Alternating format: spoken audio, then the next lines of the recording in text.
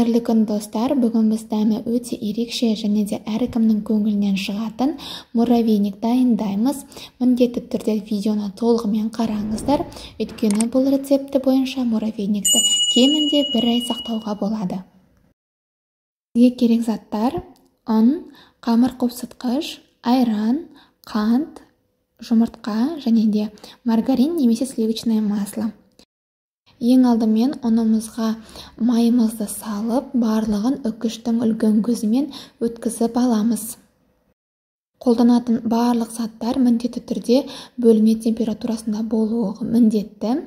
Енді қамыр қопсытқыш, қант, жұмыртқа және де айранымызды салып, біркелкі қамыр илейміз. Бұл жерде сізде жұмыртқаңыз, майыңыз бәрі сапалы болуы міндетті. Сол кезде дәмі өте ерекше, дәмді болып шығады. Міне дәл видеодағыдай осындай қамыр иленеді. Барлығын қосып, біріктіріп, дәл видеодағыдай 4 бөлікке бөліп аласыздар да. Ыдысқа салып, бетін целлофанмен жауып, тоңазытқышқа жарты сағатқа қойып қоясыздар. Алдын ала 10-15 минут бұрын пешімізді 180 градусқа қыздырып аламыз. Ендігі кезекте бір-бірден тоңазытқыштан осылай қамырымызды алып, үккіштің үлкен көзімен фундаменттің үстіне біркелкі етіп төсеп шығамыз. Бұл қамырмен жұмыс істеу өте оңай, сондықтан да сізден ешқандай қиыншылық туғыздырмайды. Осылай жайғастырып шығамыз. Әрбір қамырымызды дәл осылай қызарғанша дейін пісіріп аламыз. Көріп тұрғандарыңыздай, қамырымыз пергамент қағазынан дәл видеодағыдай өте жеңіл алынады. Барлық қамырларымызды осылай пісіріп алдық, осындай көлемде шығады. Енді кремін дайындаймыз. Ол үшін бізге өте сапалы май және де сгущенка керек болады. Менде деповский сгущенка және де любавенканың осы вареный сгущенкасын қолдансаңыздар болады. Өте дәмді әрі сапалы сгущенкалар. Осылай миксердің көмегімен екеуін біркелкі масса болғанша дейін араластырып шығасыздар. Майдың екінші бөлігін салып, тағы да араластырасыздар. Кезекте барлық заттарды араластырамыз. Мен шикілдеуіктің жаңғағын қостым. Сіздер өзіңіздің жақсы көретін жаңғақтарыңызды қолдансаңыздар болады. Және міндетті түрде ол қуырылған болуы керек және тұзсыз.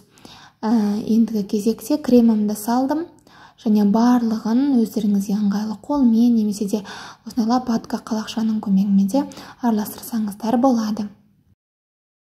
Кезекте өзіңізге ұнайтын формадағы ыдысымызға осылай целлофанымыздың кішкентай бөлігін жайғастырып, муравейникті салып, нығыздап, қасықтың көмегімен нығыздайсыздар да.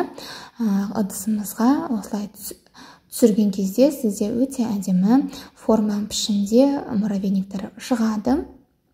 Жасалу жолымен ешқандай күшті талап етпейді және де ыңғайсыздық тудырмайды, тез әрі оңай жасалады.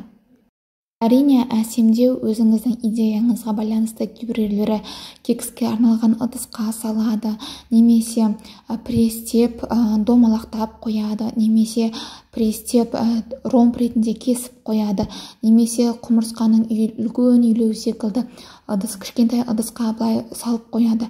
Оның барлығы әркімнің өзінің идеясына байланысты. Егерде дәл осылай артық қалған муравейниктарыңыз болса, осылай целлофанға салып, мұздатқышта 1 айдай сақтауға болады. Көріп тұрғандарыңыздай толық салмағы барлығы 1 келі 800-дей шығады. Ендігі кезекте осы тәттілерімізді әрлейміз. Үстінен мак сеуіп қоюға болады, әртүрлі жаңғақтарды үстіне сеуіп қоюға болады, жасыл қызыл түсті. Бірақ та мен осылай кондитерлік қапқа шоколадты салып, ерітіп, үстіне подтектар жасадым. Әдетте негізінде кивидің орнына клубниканы қолданамын, бірақ дүкеннен таппаған себептен кивиді қостым. Дәмі өте үйлесімді, міндетті түрде жасап көріңіз. Егерде дәл осы рецепт сізге ұнайтын болса, лайк басып, комментарий жазып, менің арнама тіркелуді ұмытпаңыз. Сау болыңыз.